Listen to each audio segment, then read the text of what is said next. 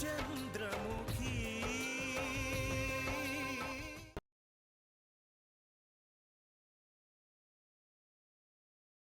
నా భార్య చేసింది తప్పే, నేను ఒప్పుకుంటున్నాను. కానీ వాళ్ళని నిందించే అర్హత మాత్రం మీకు లేదు.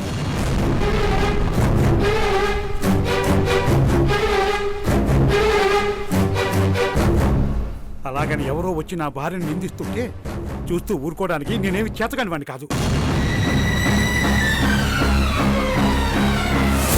ఇది నా కుటుంబానికి సంబంధించిన విషయం. ఇందులో ఎవరెవరో ఇన్వాల్వ్ అయ్యి ఈ విషయాన్ని పెద్ద చేస్తున్నారు. ఇన్వాల్వ్ అయింది ఎవరో కాదు సార్, చందు భర్త. అయ్యుండొచ్చు, కానీ తనకు ఆ అమ్మాయితో తప్ప మా కుటుంబంతో సంబంధం లేదు.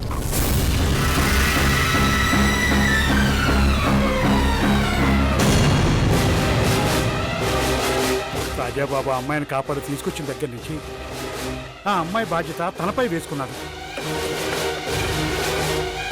అందుకే ఆ అమ్మాయిని ఎవరెవరో తీసుకెళ్లారని తెలియగానే తనని వెతుక్కుంటూ వెళ్ళాడు.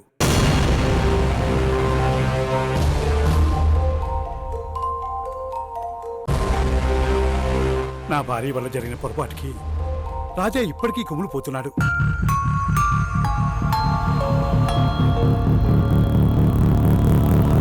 మీరందరూ ఇలా ఇంటి మీదకి వచ్చి గొడవ చేస్తే వాడు తట్టుకోలేడు. రాజాబాబు ఎలాగైనా తనను వెతికి తీసుకొస్తాడు. అప్పుడు మీరు వచ్చి రాజాతో చందు మీ తాలూకే అని నిరూపించుకొని అమ్మాయిని తీసుకెళ్ళండి. అప్పుడు మాకు ఎటువంటి అభ్యంతరం లేదు. అది కదండి, మీరు చూడండి, మా రాజాబాబు ఆ అమ్మాయిని వెతికి తీసుకొస్తాడన్న నమ్మకం మాకుంది. అమ్మాయి రాగానే ఫోన్ చేస్తాం. మీరు ఇంకేం మాట్లాడద్దు, దయచేసి వెళ్ళండి. అది కదండి. రాహుల్, పదండి.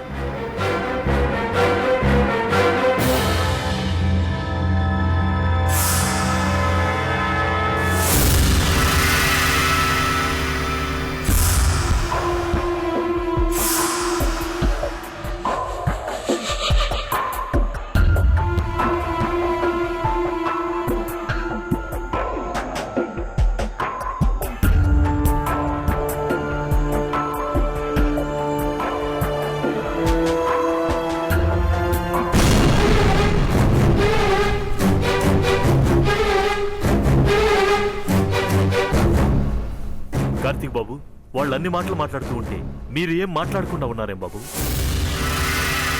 నాకైతే ఇవాళ వాళ్ళని చంపేయాలన్నంత కోపం వచ్చింది. అవును కార్తీక్, వాళ్ళు చందుని అనేసి మాట్లాడుతుంటే నేను తట్టుకోలేకపోయాను. నిన్ను చూసి ఆవేశం ఆపుకున్నాను, కానీ లేదంటేనా? లేదు రాహుల్, నా చందు నేనే కాపాడుకోలేకపోయాను. ఇప్పుడు వచ్చి వేళ్ల మీద అరిస్తే ఎవరు మాత్రం ఊరుకుంటారు? ఎవరి వల్ల వాళ్ళ లైఫ్ డిస్టర్బ్ అయితే ఎలా ఊరుకుంటారు చెప్పు?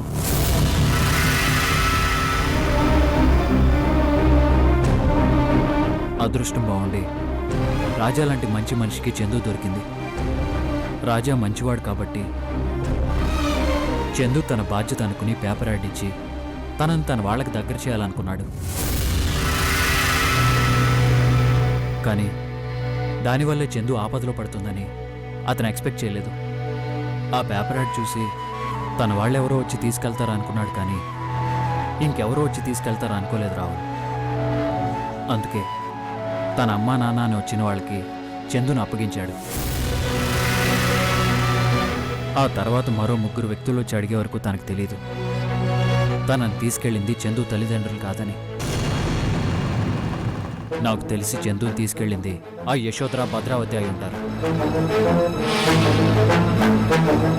రాహుల్, చందు వాళ్ళకి దొరికిందంటే చాలా ప్రమాదం. ముందు చందు ఎక్కడుందో మనం కనుక్కోవాలి.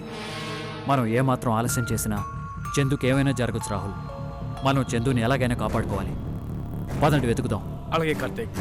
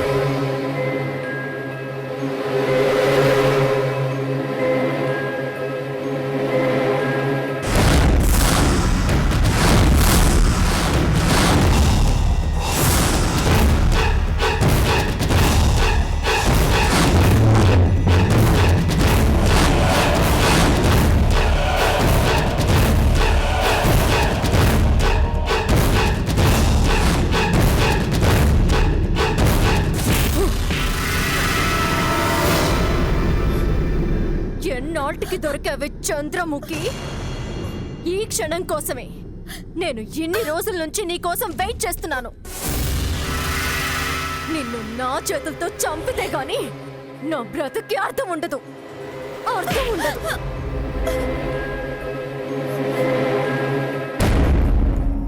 ఏంటి ఆ చూపు? ఓ, నీకేమి గుర్తులేవు కదా? ఇప్పుడు నీకు అన్ని గుర్తొచ్చేలా చేసి నేను ఎవరో, ఎందుకు నిన్ను చంపాలనుకుంటున్నానో నీకు తెలిసేలా చేసి మరీ చంపుతానే. నేను నీ చావునే, చావుని.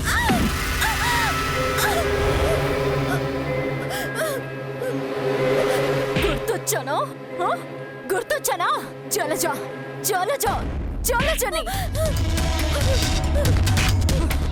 జలజనే నేను. అసలు ఎలా నిన్ను కొట్టేది?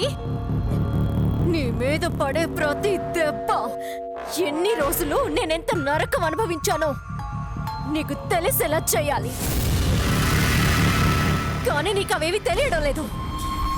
ఎలా ఎలా ఎలా? అసలు నువ్వు గతం ఎలా మర్చిపోయావే? నీకు నిజంగా ఏమీ గుర్తులేదా? యశోధరా, భద్రావతి, అజయ్, ఎవరు ఎవరు గుర్తులేరా? గుర్తులేరా? పోనీ కార్తీక్?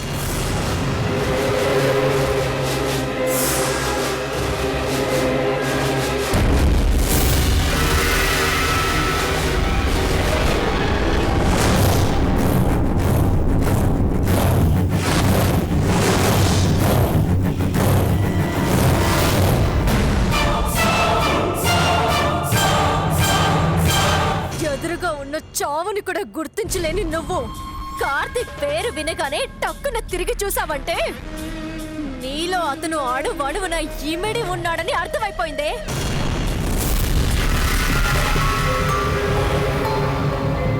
అదే అదే నేను భరించలేను. నా కార్తీక్ నాకు దక్కడని తెలుసు, కానీ నాకు దక్కని కార్తీక్ ఇంకా ఎవరికి దక్కడానికి వీలేదు. ఎలాగూ మేనకాడ్డు తొలగింది, ఇక మిగిలింది నువ్వు. నువ్వే కాదు, నీలాంటి చంద్రముఖులు ఎంతమంది వచ్చినా కార్తీక్ ని దక్కించుకోలేరు. అందరికీ ఇదే గతి పట్టిస్తా. నా కార్తీక్ కావాలా? నా కార్తీక్ కావాలా? నా కార్తీక్ కావాలా? నా కార్తీక్ కావాలా? నా కార్తీక్ కావాలా? నా కార్తీక్ కావాలా?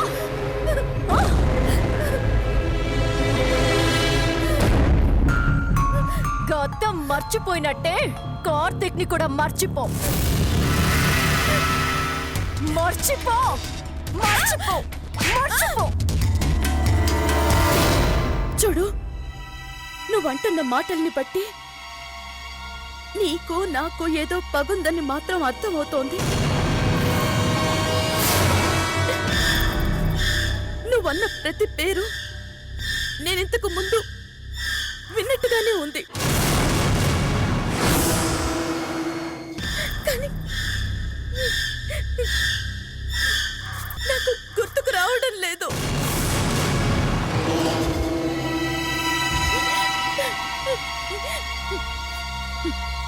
కానీ ఒక్కటి, నేనెవరో నాకు జ్ఞాపకం రాకముందే నన్ను చంపే, నన్ను చంపే, నన్ను చంపే. లేదంటే నేనే నిన్ను చంపేస్తాను, చంపేస్తాను.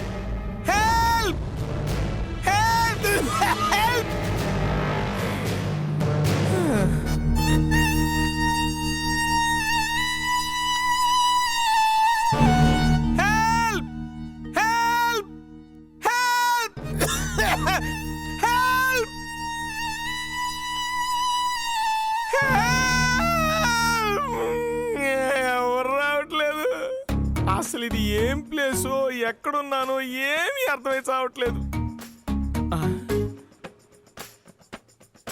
చుట్టుపక్కల ఒక్కడో కనిపించట్లేదుగా. అట్టాంటప్పుడు నా అరుపులు ఎవడికి వినిపిస్తాయి?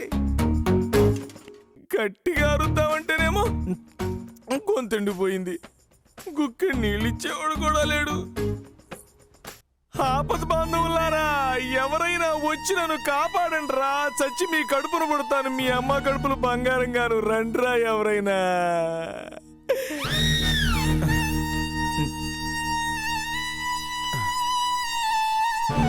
Help.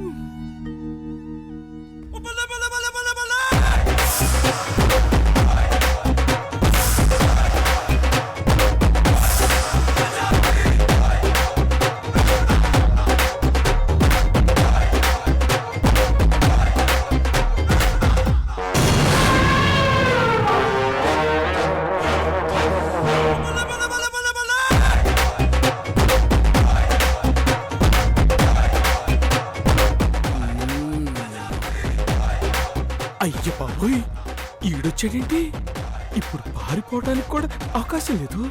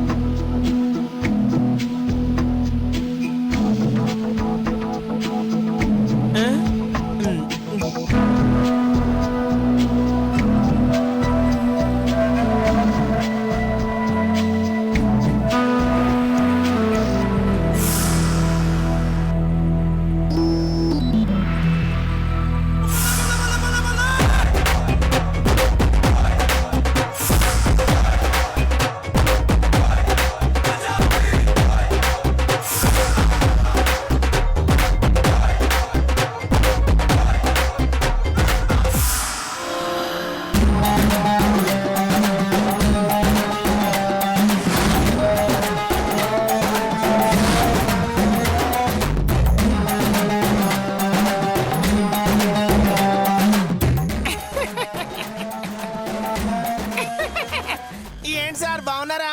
ఛీ, సారేంటి ముద్దుగా డార్లింగ్ అనొచ్చుగా.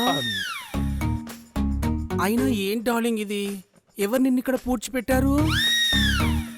అయినా ఏం తప్పు చేశాడని నా నారీ డార్లింగ్ కి ఇంత శిక్ష వేశారు? ఒరేయ్, నీ సింపతి సింగపూర్కు సావా. ఆ? తొందరగా నన్ను బయటికి తీరా ప్లీజ్. అయ్యో, నన్ను బతిమలాలా డార్లింగ్? టైం అంటే ఇదే. నేను ఎవరినైతే తప్పించుకొని తిరుగుతున్నానో వాడే వచ్చి నన్ను కాపాడాల్సిన పరిస్థితి వచ్చింది. ఏం చేస్తా? కర్మ. మళ్ళీ ఆగిపోయావేంటి? ఏయ్ దొంగ, నిన్ను బయటకు తీస్తే మళ్ళీ పారిపోవన్న గ్యారంటీ ఏంటి? ఒరేయ్, లాగమంటే లాజిక్ ఆలోచిస్తావేంట్రా?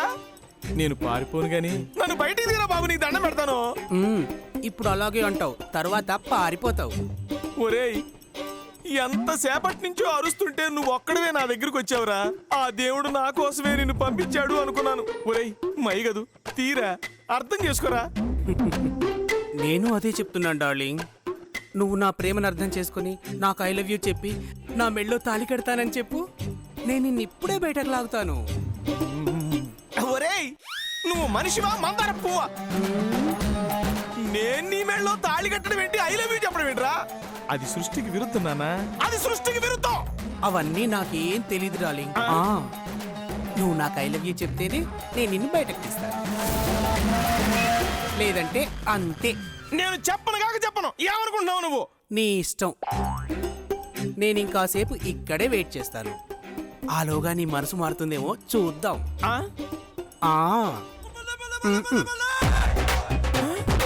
ఎక్కడికి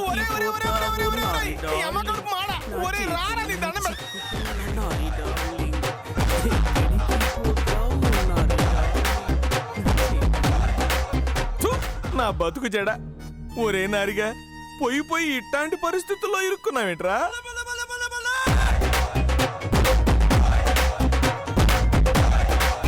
తగలక తగలక ఈడు మళ్ళీ నీకే తగలాలా? నా ప్రాణం పోయినా సరే వీడికి I love you చెప్పనంతే. Nari darling.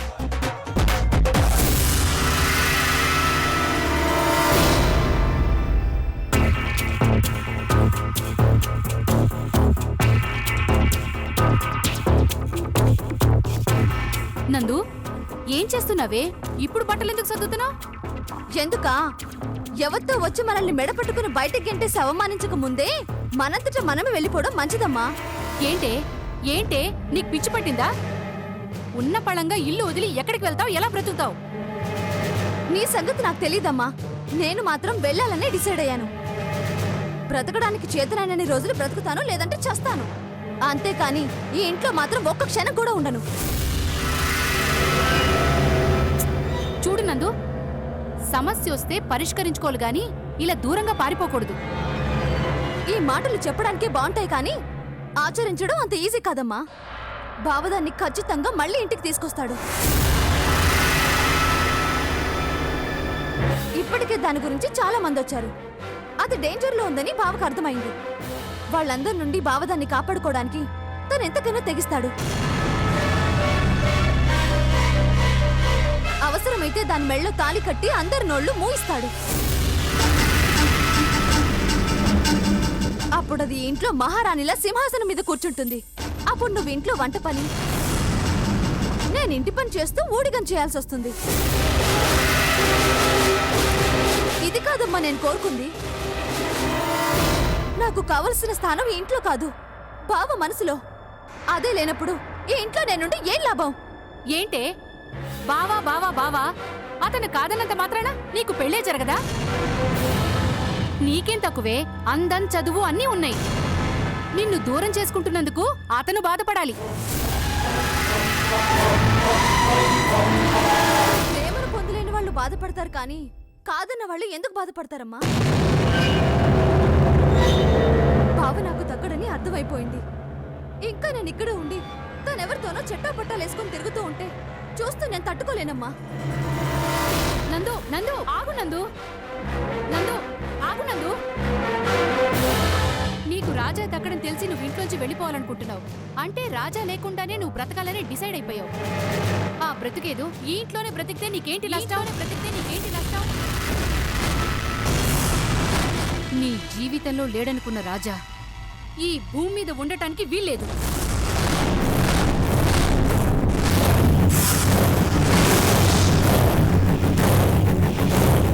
నువ్వేం మాట్లాడుతున్నావమ్మా? అవునందు, ఇన్నాళ్ళు రాజాతో పాటు ఈ ఇల్లు ఆస్తి అన్నీ నీ సొంతం అవ్వాలని కోరుకున్నాను. కానీ రాజా ఇక మన దారికి రాడు అని తెలిసిన తర్వాత కూడా ఆలస్యం చేయటం మంచిది కాదు. నేను ఇలా ఆలోచించటం నీకు ఆశ్చర్యం కలిగిస్తుందని నాకు తెలుసు. కానీ నాకు వేరే దారి లేదు. నా కూతుర్ని సుఖంగా ఉంచాలంటే నాకు రెండే మార్గాలున్నాయి. ఒకటి, నా దగ్గర డబ్బుండాలి, లేదా డబ్బున్న వాళ్ళ ఇంటికి నా కూతురు కోడలుగా వెళ్ళాలి. రాజా నిన్ను పెళ్లి చేసుకుంటే నేనిలా ఆలోచించాల్సిన అవసరం ఉండేది కాదు. కానీ ఇప్పుడు అవసరం వచ్చింది. నా కూతురు సంతోషం కోసం నేను ఏవైనా చేస్తానందు. నా దగ్గర డబ్బుంటే రాజా కంటే అందగాణ్ణి, ఆస్తిపరుణ్ణి, అంతకంటే తెలివైన వాణ్ణి నీకిచ్చి పెళ్లి చేస్తా. అలా జరగాలంటే ఒకే ఒక్క దారి. ఆస్తి కోసం రాజా అస్థికలు గంగలో కలపాలి.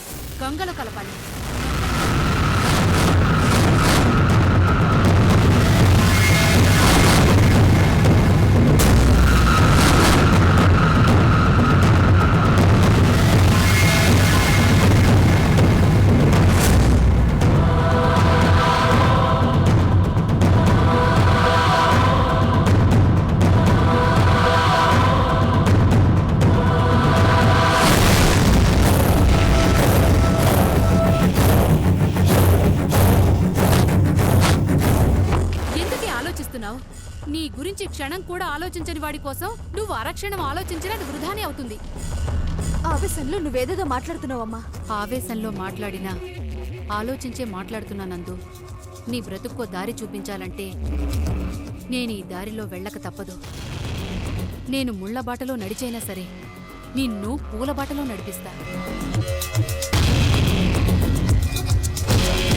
నిర్ణయం తీసుకోవటానికి నువ్వు వెనుక ముందు అవుతున్నావేమో కానీ నేను క్లియర్గానే ఉన్నాను. ఇంకా ఆలస్యం చేస్తే రాజా చందుని సరాసరి ఇంటికే తీసుకొస్తాడు. వాళ్ళిద్దరూ కలవక ముందే రాజా ప్రాణాలు గాల్లో కలిసిపోవాలి.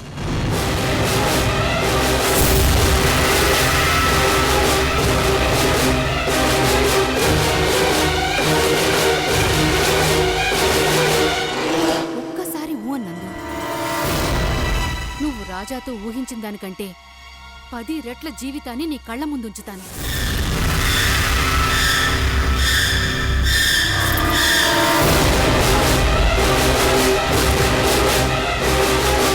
చెప్పు నందు, చెప్పు, త్వరగా చెప్పు నందు. మనసు ఒప్పుకోవడం లేదమ్మా.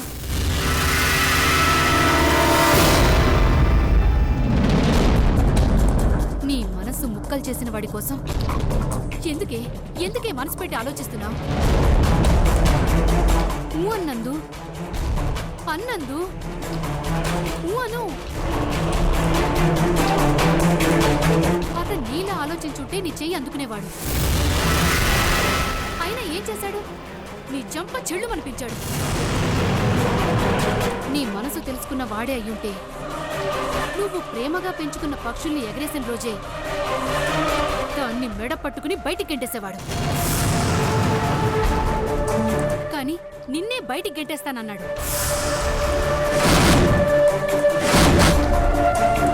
నువ్వు అతన్ని అభిమానించావు, అతను నిన్ను అవమానించాడు. నువ్వు మోసపడ్డావు, అతను నిన్ను మోసం చేశాడు. నమ్మిన వారిని మోసం చేస్తే దాని ఖరీదు ప్రాణం అని అతనికి తెలిసేలా చేద్దాం. న్యాయం కోసం నేరం చేస్తే తప్పు కాదు నందు. ఒప్పుకో నందు, నా మాట వినమ్మా, ఒప్పుకో.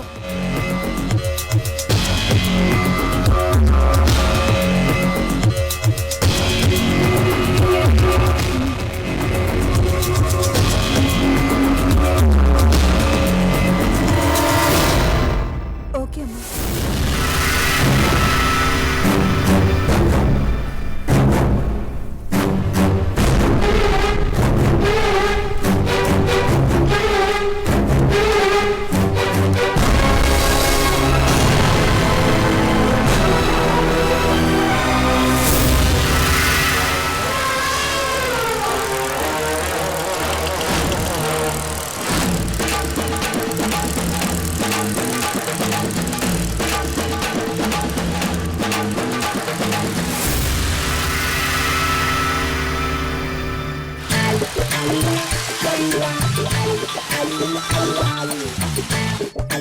హలో అక్క, నేను డ్రైవింగ్ లో ఉన్నాను, తర్వాత చెయ్యి.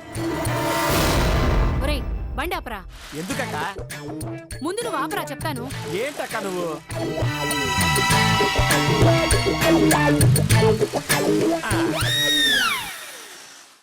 ఇప్పుడు చెప్పు, ఏంటంత కొంపలు మునిగిపోయే విషయం?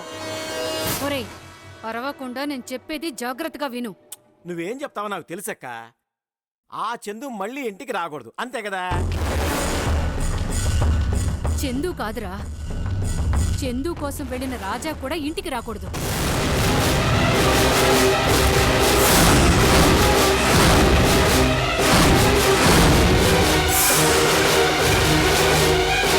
ఏంటక్క నువ్వు మతుండే మాట్లాడుతున్నావా? నోరు మూసుకుని చెప్పింది చెయ్యరా. నువ్వేం చేస్తావో ఎలా చేస్తావో నాకు తెలీదు. రాజా ఇంటికి తిరిగి రాకూడదు, వచ్చినా శవమై రావాలి.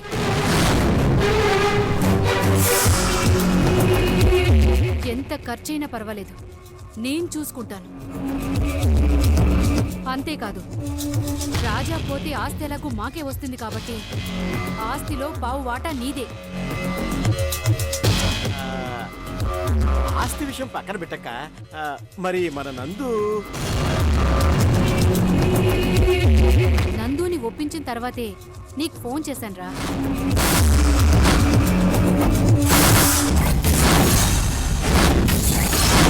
అయితే సరే అక్క, నువ్వు అన్నట్టుగా రాజా ఇంటికి తిరిగి రాడు. ఆది పూచి.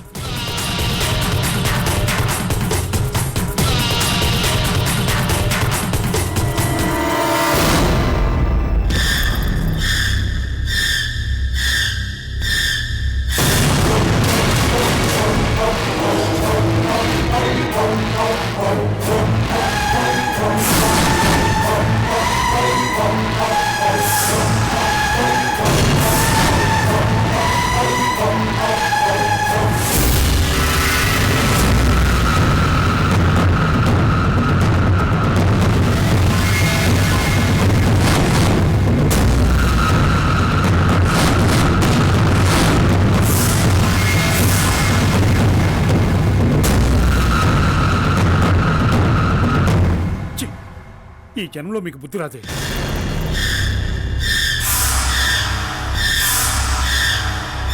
మారతారని ఊరుకున్న కొద్దీ మరీ క్రూరంగా మారుతున్నారు. ఇలా ఎలా ఆలోచించగలుగుతున్నారే? ఇన్ని రోజులు మీరు స్వార్థపరులే అనుకున్నాను, కానీ మనిషి రూపంలో ఉన్న మృగాలని తెలుసుకోలేకపోయాను.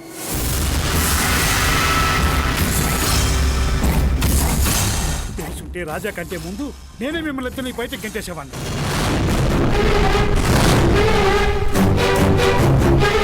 కట్టుకున్న భార్య కన్న కూతురు అని ఎన్నాళ్ళు మీరేం చేసిన పరిస్థితి వచ్చాను. అది రుచిగా తీసుకుని మీరు ఇంకా రెచ్చిపోవాలని చూస్తే మాత్రం నేను సహించేది లేదు. అసలు రాజాని చంపాలనే ఆలోచన మీకు ఎలా వచ్చిందే? జీవితంలో అన్నీ కోల్పోయి నడి రోడ్డు పైన నిలబడి ఉన్న మనల్ని ఆదుకొని ఆశ్రయం కల్పించిన మహానుభావుడే రాజా. ఈ రోజు మనం ఇంత దర్జాగా బతుకుతున్నామంటే దానికి కారణం రాజానే. అతను పెట్టే భిక్ష వల్లే మనం బతుకుతున్నాం. రాజా మాత్రం ఏ రోజు వేరే ఏ దృష్టితో మనం చూడలేదు. కానీ మీరేం చేస్తున్నారే? ఆదుకున్న మనిషిని అంతం చేయాలని చూస్తున్నారు.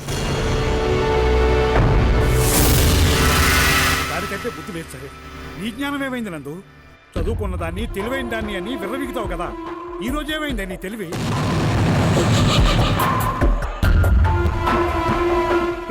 ప్రేమించాను అని చెప్పావు. ఇదేనా నీ ప్రేమ? రాజాని చంపాలనుకోవడమేనా నీ ప్రేమ?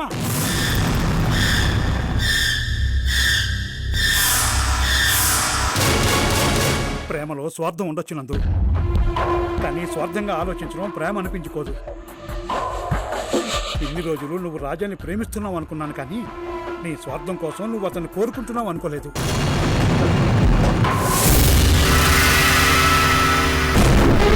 కూతురు బాగుండాలని కోరుకోవటంలో తప్పు లేదు శాంత, కానీ దానికోసం ఇంకొకరి ప్రాణాలు తీయాలనుకోవడం క్షమించరాని నేరం.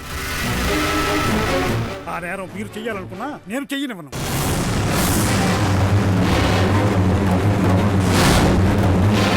అసలు దీనికి అంతటికీ కారణం ఆ పురుషోత్తం గారు. వాడి ఇంట్లో అడుగు పెట్టినాటి నుంచే మీరు ఇలా ఆలోచించడం మొదలుపెట్టారు. అసలు వాడిని ఇంట్లోకి రానియకుండా ఉండాల్సింది. నేను తప్పు చేశాను. ఇప్పుడు వాడు రాజాకి ఏ హాని తలపెడతాడో ఇంట్లో. నేను వెంటనే రాజాకి ఫోన్ చేసి ఈ విషయం చెప్పేస్తాను.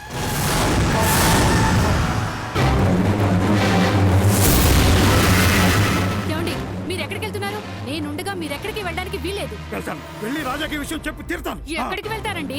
పదండి, నందు, పదండి లోపలికి. శాంత, ఆగు శాంత, శాంత, అమ్మ ఇక్కడే నందు. ఉండండి. శాంత, శాంత, తలుపు తీవే. శాంత, శాంత, నువ్వెంత తప్పు చేస్తున్నావో నీకు తెలియటం లేదు. శాంత, తెలుసు, నేను చేసేది తప్పని నాకు తెలుసు. నా కూతురు జీవితం కోసం నేను తప్పు చేయడానికి కూడా వెనుకాడను. పదనందు, పద. శాంత, శాంత, నా మాట విని శాంత. శాంత, రాజానేం చేయొద్దు శాంత. శాంత, నా మాట విని శాంత. రాజానేం చేయొద్దు శాంత. శాంత, రాజానేం చేయొద్దు శాంత. శాంత, శాంత, నా మాట విని శాంత.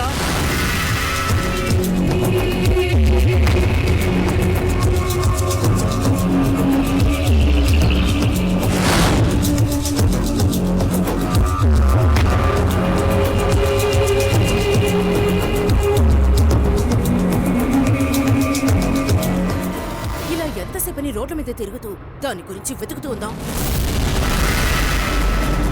ఏ ఏరియాలో ఉందో తెలీదు, ఎవరి దగ్గర ఉందో తెలీదు. అయినా దాన్ని తీసుకెళ్లిన వాళ్ళు తను రోడ్ల మీద తిప్పుతూ ఉంటారా? నిజమే, నాకు అట్టాగే అనిపిస్తా ఉండాది. మనం ఎంతసేపు తిరిగినా ఏం ప్రయోజనం ఉండదత్త. మనం అనవసరంగా మన టైం వేస్ట్ చేసుకోవడం తప్ప. మన అదృష్టం బాగుంటే అదే మనకు ఎదురవుతుంది.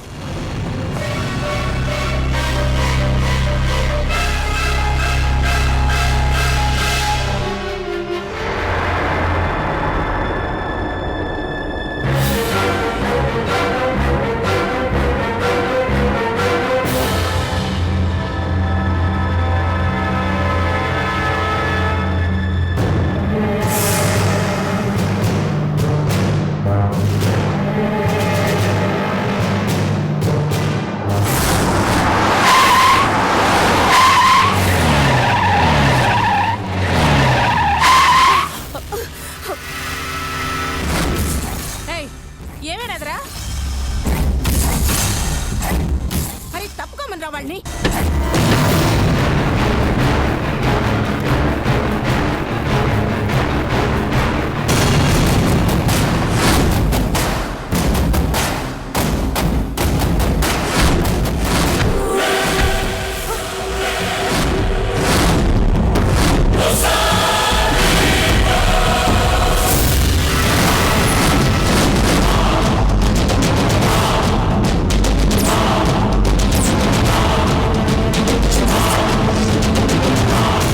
భద్రావతి, కార్తీక్,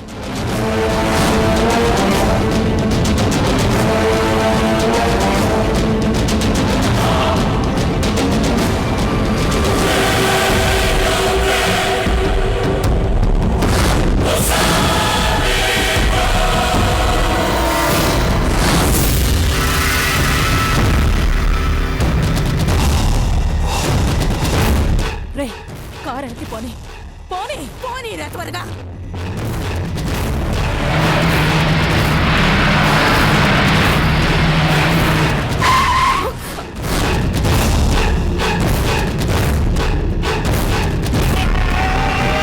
యశోదరా, లాక్ చేశారు.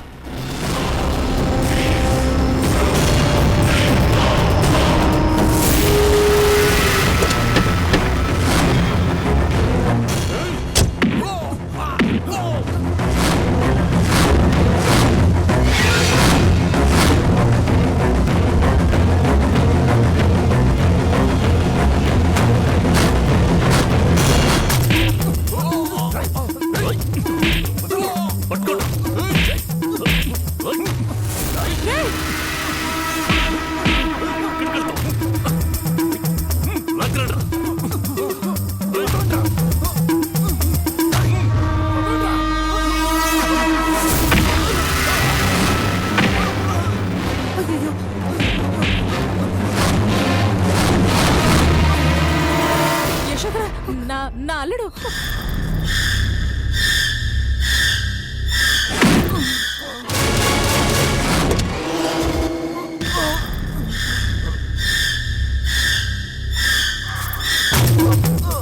దొరికావు పద నడు.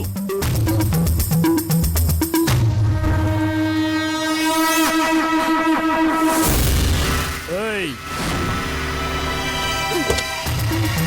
దా.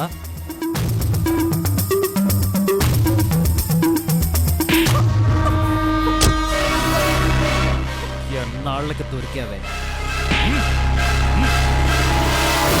జంతు నీ దగ్గర ఉందని చెప్పి ఇన్ని రోజులు నన్ను పిచ్చి వాళ్ళ పరుగులు పెట్టించావు.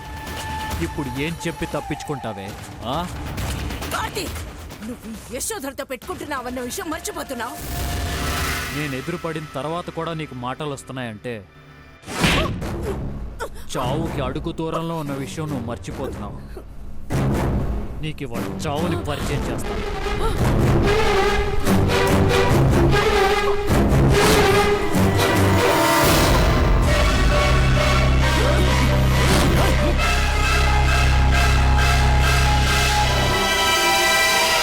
బాబు, ఆ యశోద సంగతి మీరు చూసుకోండి.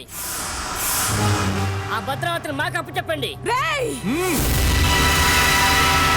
మమ్మల్ని కన్నబిడ్డల కంటే ఎక్కువ చూసుకున్న మా బుజ్జమ్మని చంపి మమ్మల్ని అనాథలు చేసిన దీన్ని మా చేతులతో చంపి మా బుజ్జమ్మ రుణం తీర్చుకుంటాం బాబు.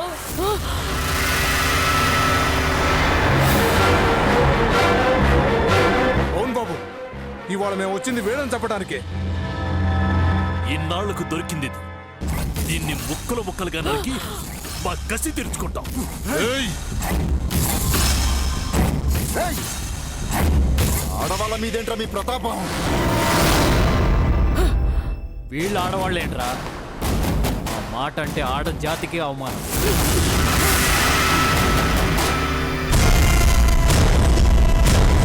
ఇలాంటి వాళ్ళు బతికుంటే భూదేవి కూడా క్షమించదు.